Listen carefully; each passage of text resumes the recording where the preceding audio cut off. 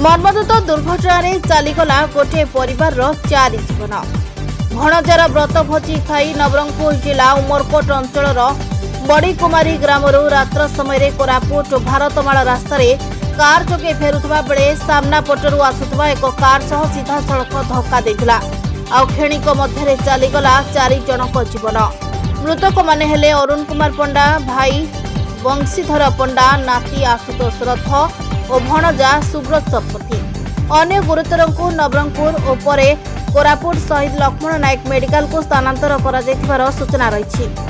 गोटे परिवार 4 जनकर अकाल मृत्यु घटना जिले में शोकर छाया खेल। कोरापुट जिला प्रतिनिधि देवाशीष पट्टनायक रिपोर्ट, जेएमजे न्यूज।